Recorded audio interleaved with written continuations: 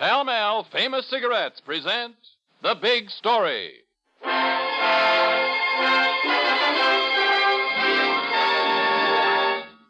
You're sure everything is all right, Tiny? Sure, I'm sure. We phoned that reporter and told him there was a story waiting for him here, so he... Hey. What is it? There he is now. That's the reporter. Wait until he comes closer. Wait until he turns into the walk. You don't want to miss him, do you, Tiny? Miss him? When I get through unloading this rod, that reporter's going to look like a Swiss cheese.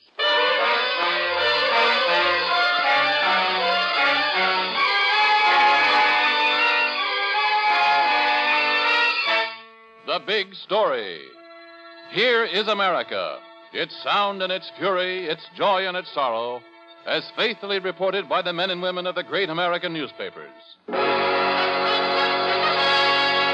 Atlanta, Georgia. From the pages of the Atlanta Constitution, the authentic story of a reporter who set out to clean up a lottery by gambling with his life. Tonight, to Keeler McCartney of the Atlanta Constitution goes the Pall Mall Award for The Big Story.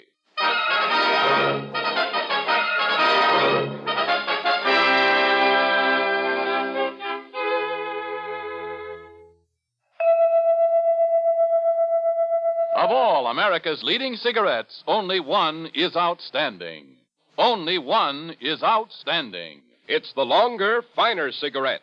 Pall Mall. Look at a Pall Mall. It looks good. Feel a Pall Mall. It feels good. Taste a Pall Mall. It tastes good. Smoke a Pall Mall. It smokes good. Now you've discovered why so many of your friends have changed to Pall Mall, the longer, finer cigarette. For Pall Mall's greater length of traditionally fine, mellow tobaccos filters the smoke on the way to your throat. That's important. Yes, Pall Mall's greater length filters the smoke on the way to your throat. Gives you that smoothness, mildness, and satisfaction no other cigarette offers you. Of all America's leading cigarettes, only one is outstanding. Only one is outstanding. The longer, finer cigarette in the distinguished red package. Pall Mall Famous Cigarettes. Outstanding. And they are mild.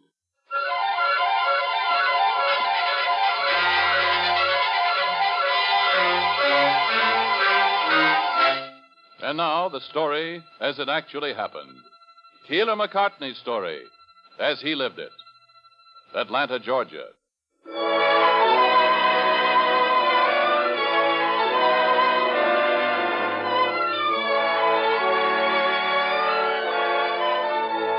You are Keeler McCartney, police reporter for the Atlanta Constitution. You're young, conscientious, and hot. You stand in your city editor's office, listening to his dry voice briefing you on new assignment, and you wish you could dive head first into a glass of beer. When the voice stops, you melt out of the office to your own desk, your half-hearted notes clinging damply to your fingers. Hiya, Mac. Hot enough for you? Pete, if one more guy asks if it's hot enough for me, I'm going to pop him one. Yeah, it's hot enough for me. It's hot enough for a tamale. Hey, what's the matter with you? Editor toss you a lousy assignment? Mac, he says, get this. Mac, I want you to see what you can do about cleaning up the lottery racket in town. $18 million a year those racketeers are making.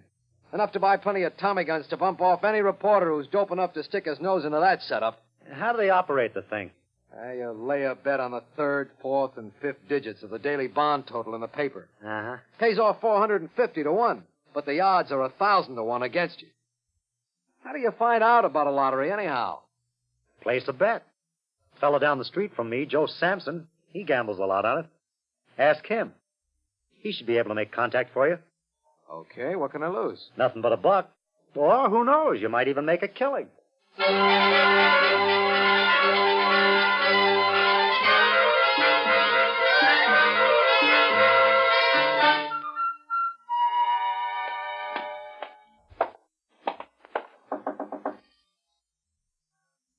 Hey, is anybody home? Oh, I'm outside in the garden. Oh, didn't see you. You Mrs. Sampson? That's right. You picked a pretty rugged day for waiting, didn't you? I sure did. Hot enough for you? Yeah, it is. I'm looking for Mr. Sampson. Is he in? Why, no. I wanted to ask him about placing a lottery bet. Get out of here. Oh, now, wait a minute. You don't understand. I understand enough. You're a writer, aren't you? Well, sure, I'm a reporter, but... A reporter? Yeah. Oh, I'm sorry. I thought you were one of those lottery writers that comes to see Joe all the time. What have you got against them? I wish they were all dead. Wait a minute. The lottery's against the law, sure, but what harm can it do? You really want to know that? Well, sure. Come on up on the porch where it's cooler. I owe you a glass of buttermilk for biting your head off anyhow. And after that, I'd like to tell you a story. All right? All right. It's a deal.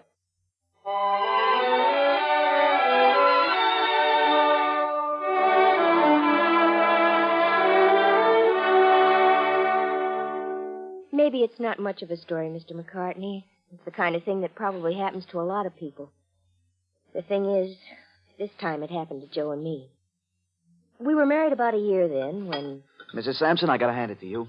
I married the best-looking gal in the state and the best cook in the world. Oh, Joe. Now that am good apple pie. Sour as a banker's disposition. Oh, say, that reminds me. I put some money in our bank today. Our bank? Mm-hmm. The blue teapot on the kitchen counter. I call that our bank. Oh, the First National Sampson, huh? I put in another $3, Joe. You're saving so you can be independently wealthy? Joe, you haven't forgotten. Forgotten what? The house out on 5th Street. The white one with the blue shutters and the peach tree in the yard. Oh, what about it? Oh, it's going to be ours someday. That's what about it. Just as soon as we can fill that teapot with enough $3 to buy it. You sure think in slow motion, Jeannie. I'll figure out a way to make a pile of dough fast, and we'll move into that house next year. Oh, no, Joe, no. If we just save a little bit each week, we'll have it soon enough. Oh, it's better that way, Joe. Honest. Okay, honey, have it your way. You go ahead and save the pennies in the teapot, but I'm going to see if I can throw in the dollars. Hey, how about another piece of that apple pie?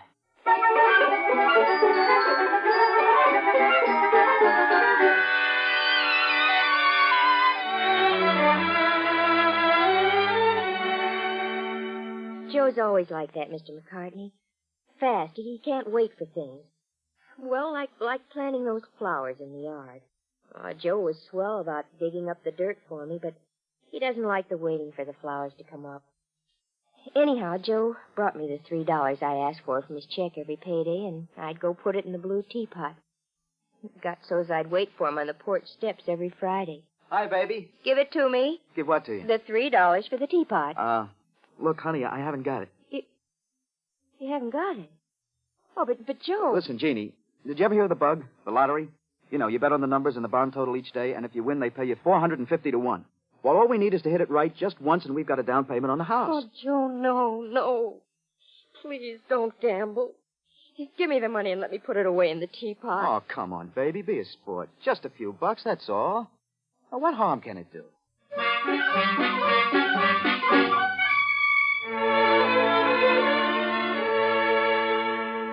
Jeannie, what are you doing in here? What are you doing, Joe? What do you want with that teapot? Look, honey, I got a specially lucky feeling today, see? I just want to borrow a couple of bucks from the teapot for the bug. I'll put it back tomorrow.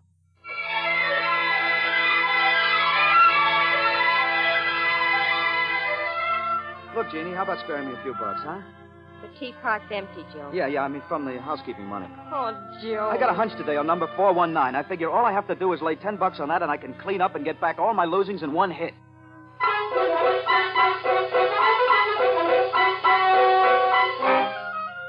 Joe, you've got to bring me a check home next week. I can't pay the bills. You've got to stop gambling. How can I stop? I got to make up my losses, don't I? But... But, there ain't no buts, I tell you. I got to make dough fast, and there ain't no faster way than the bug. Oh, look, Jeannie. Don't be mad at me. I got a feeling, honey. I'm going to be lucky tomorrow.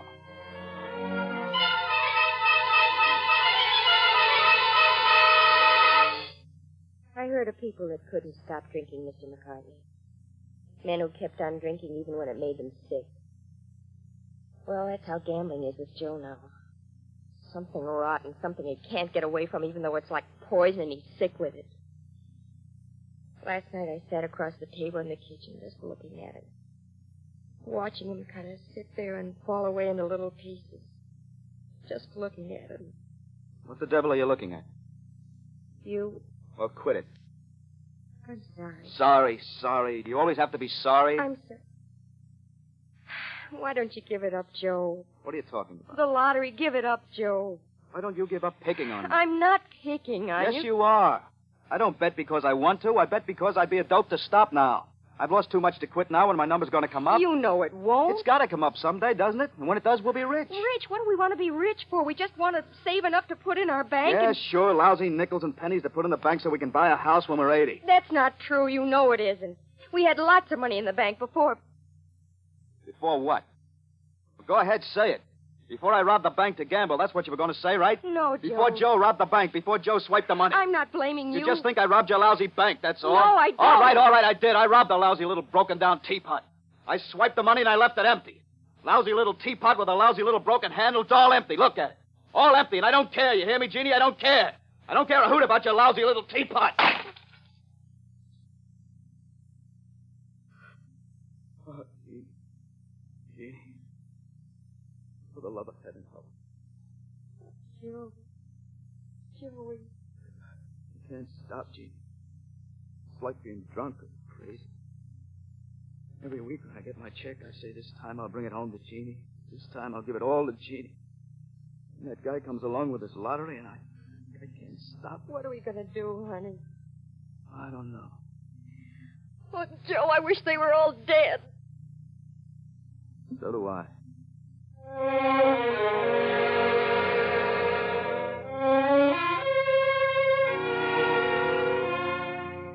You, Keeler McCartney, feel a slow burning anger. It starts deep in your guts and rips its way up to the lump in your throat. You're suddenly ashamed because you can still hear yourself saying carelessly, The lottery? What harm can it do? and now you know. Can't anybody do anything to stop it, Mr. McCartney? I don't know. I sure don't know what one guy with a typewriter can do against thousands of guys with lottery sheets and Tommy guns, but... Well, I'm going to try.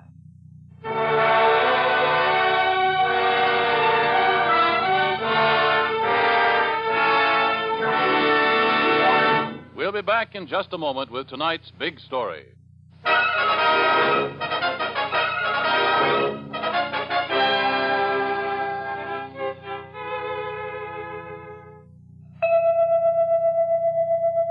Of all America's leading cigarettes, only one is outstanding. Only one is outstanding. It's the longer, finer cigarette. Pell Mell. Look at a Pell Mell. It looks good. Feel a Pell Mell. It feels good. Taste a Pell Mell. It tastes good. Smoke a Pell Mell. It smokes good. Now you've discovered why so many of your friends have changed to Pell Mell, the longer, finer cigarette. Pell Mell. Good to look at. Good to feel. Good to taste. And good to smoke. For Pell Mell's greater length of traditionally fine, mellow tobaccos filters the smoke on the way to your throat. That's important. Yes, Pell Mell's greater length filters the smoke on the way to your throat. Gives you that smoothness, mildness, and satisfaction no other cigarette offers you. Of all America's leading cigarettes, only one is outstanding. Only one is outstanding. The longer, finer cigarette in the distinguished red package. Pell Mell Famous Cigarettes. Outstanding. And they are mild.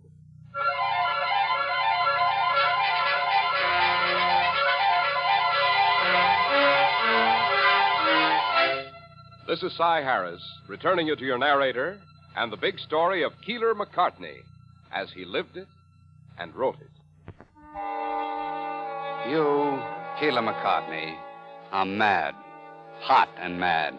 Hot because the late summer Georgia sun has made a furnace of Atlanta's streets. Mad because a lottery called the Bug is wrecking the lives of Atlanta's people. The Bug. You've written stories about it, and you know it's an ugly, crawling thing that takes the dimes and the dollars of Atlanta's poor. So, you take your temper and your thirst into a bar where you know the workers for the Bug congregate. You walk out of the burning sun into the dimness and the coolness, and you say, 1 beer. and then you wait. You wait while the eyes along the bar study you, and the eyes from the table study you. You wait, and you drink your beer, and you feel the eyes upon you. And then... Hi. Hello. Hot enough for you? You bet. You're new. I ain't seen you before. I'm new. None of the boys, they ain't seen you before. Well, I'm new. Writer? Mm-hmm. Work for Claude? Uh-huh. South Side? That's right. Claude don't operate on the South Side. He does now. What do you mean? He started this morning. You mean he's gonna muscle in on Daniels? Figure it out yourself. Well, that's good news. Glad to hear it. They call me Tiny. Have a beer? Sure. I'm Red. Pleased to meet you, Red. 2 beers, Freddie. Reason I cased you first off, we gotta be careful. Sure. The newspapers are getting after us. Sure. This guy McCartney on the Constitution. There is one prize louse. Sure. Yeah. He's gonna wake up some morning and find himself dead. Have another beer, Tiny? Sure, pal, sure. How'd you make out this week? Collected $2,784. You know something, pal. People are awful suckers.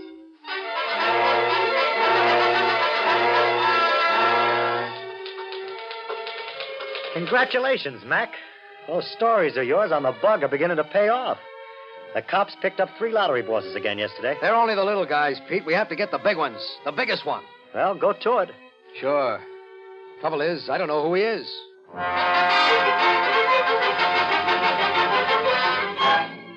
Look, pal, suppose I do get picked up. What of it?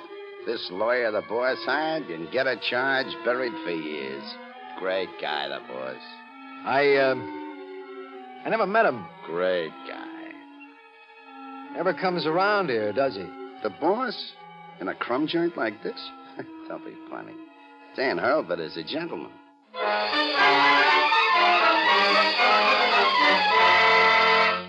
The word is to take it slow, pal. What's up?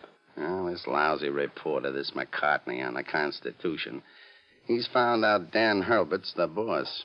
Dan says we got... Watch it, pal. What? A cop just come into the bar heading this way. Hey, Mac! Mac! Listen, I just happened to catch sight of you through the window. Break for me. Look, drop off this accident report for me at the station, will you, Mac? Got to hurry. Wife's birthday, you know how it is. And I'm late, too. Thanks a lot, Mac. Mac. Now, ain't that a coincidence? This Keeler McCartney over at the Constitution. I hear they call him Mac, too.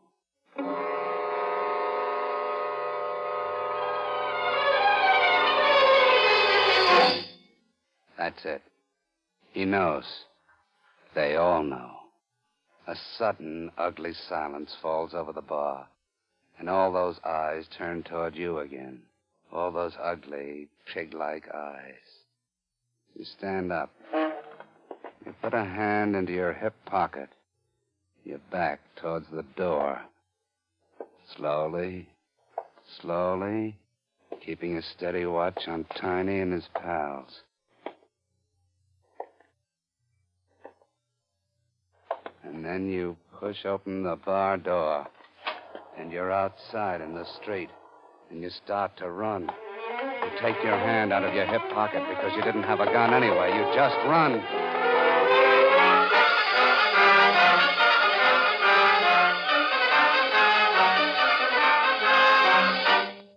Just how much do you think this McCartney person knows about us, Tiny? Well, you know how it is, Mr. Hurlbut. Some of the boys ain't careful like me. Some of the boys get a little liquored up and they talk too much. In other words, Tiny, it might be advisable to liquidate this reporter? Like you say, Mr. Hurlbut, liquidate. If we could figure out some way to entice him to the Yellow House. Do you think we could entice McCartney to the Yellow House, Tiny? Sure, I'll have Blanche call him with a phony story.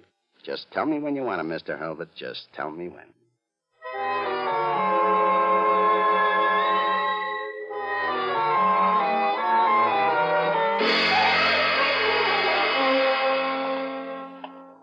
Hello, Samson. Leave me alone, will you, Tiny? How much you want to place on the bug tonight, Joe? Cut it out, Tiny. Please cut it out. I'm taking my check home tonight. You hear me? Sure. But how about that little house you and the wife was planning? I thought you guys were going to be stopped. That guy on the paper, that Keeler McCartney. He'll get you guys, the whole bunch of you. I'll tell you a secret, Joe. McCartney's through. The boys at the Yellow House are going to take care of him. Now, what'd you say, $15, Joe? All right. $15 on number 419, and I hope I never see you again as long as I live. Joe Sampson, $15 on number 419.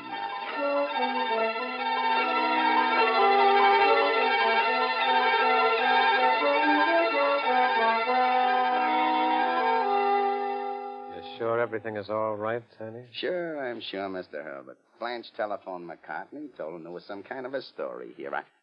Hey. What is it? Just turn in the corner there. That's McCartney. Wait until he turns into the walk. You don't want to miss. Miss? When I get through unloading this rod, that reporter's going to look like a Swiss cheese. I sincerely hope so. Now, wait, Tiny. Wait until he turns into the walk. Just another few steps, Tiny. Just a couple more steps now. Mr. McCartney! Gene, what are you doing here? I just called your office and they told me where you're going. And Joe just told me what the writer said to him. What writer? The one called Tiny. Tiny? Yeah. What'd he say? He said, the boys in the Yellow House will take care of you. In the Yellow House? Yeah, do you know what he meant? The Yellow House?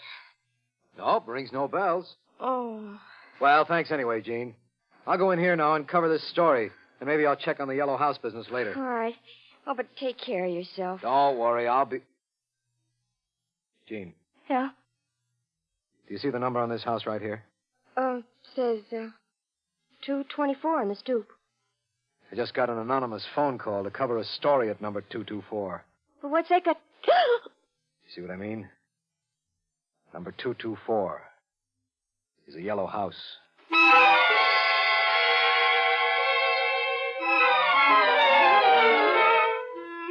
Oh, can you tie that? He beat it.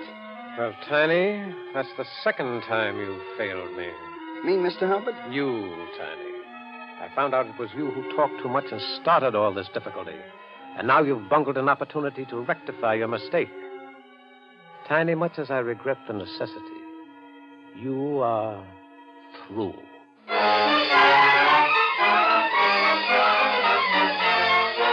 You, Keeler McCartney, know who's behind this plot to erase you. Dan Hurlbut. And you know that he'll get you, too. Unless you get him first. But how? That's the question. How? How can you pin a guy down if nobody will squeal on him, Pete? What's with this Dan Hurlbut character? Is he made of solid gold? Just about. He treats his writers well, gives them big percentages of their take, protects them when they get in trouble. Uh-oh, more trouble. If it's another anonymous tip, hang up, Mac. It's too hot to go to a funeral. McCartney speaking. This the McCartney that's been writing them stories on the lottery? Yeah, who's this? Nobody. Look, I used to be in the lottery business myself, see? What business you in now? Giving tips to reporters. No, thanks. You'll want to hear this, McCartney. A guy by the name of Dan Hurlbut has 70 cases of whiskey stored in a garage over on Melrose Avenue, see? And he ain't got no permit for 'em, see? Yeah, I see. Guys with no permits for storing whiskey can get arrested. Suppose you take it from there, Mac. Hey, wait a minute. Now I get your voice. Tiny. Hello. Hello, Tiny. Hello, Nope. Hung up. Another tip? From Tiny, the writer I got mixed up with. Just recognized the voice. He must have had a falling out with Hurlbut. He just squealed on him. Something hot? Hurlburt's got 70 cases of whiskey in a garage on Melrose. To coin a phrase, Is that hot enough for you?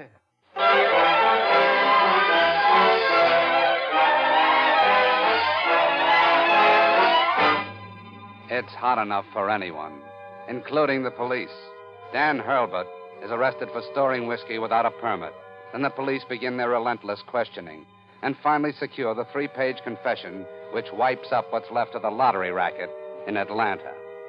And then one afternoon, you take a stroll out to see your old friends, the Sampsons. Hi, Jeannie. Still at the Weeding? Yeah, place is a mess.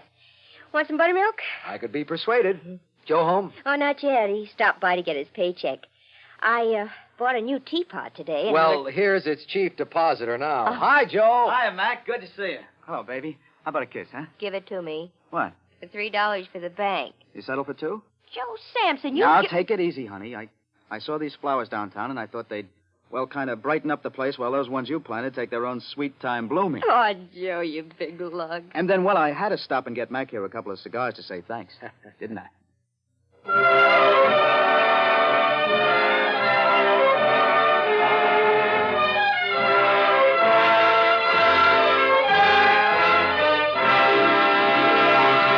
In just a moment, we'll read you a telegram from Keeler McCartney of the Atlanta Constitution with the final outcome of tonight's big story.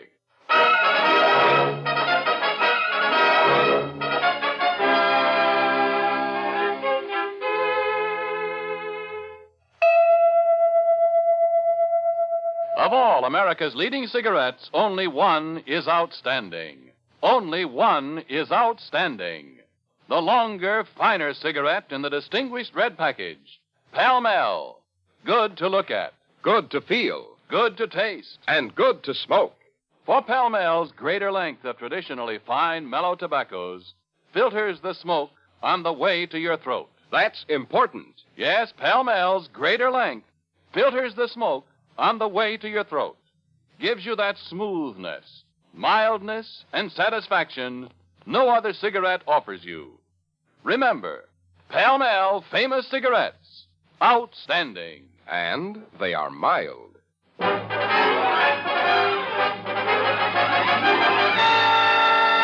Now we read you that telegram from Keeler McCartney of the Atlanta Constitution.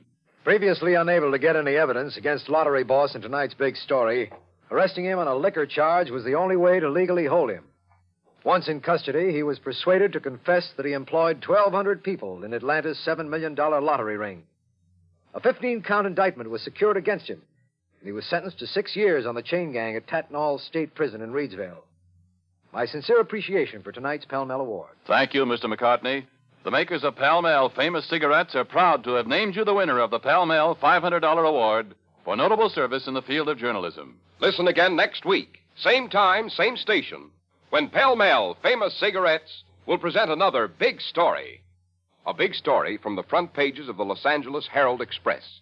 Byline, Pat Foley. A big story about a meek little man with a mania for marriage and murder.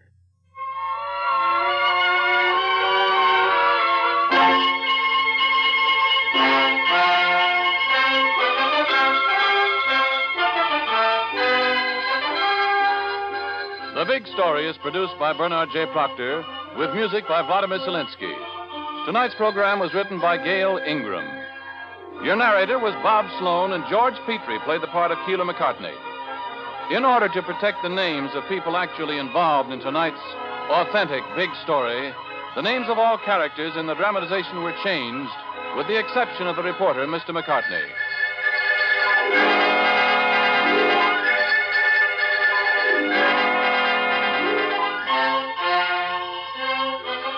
This is Ernest Chappell speaking for the makers of Pall-Mall famous cigarettes.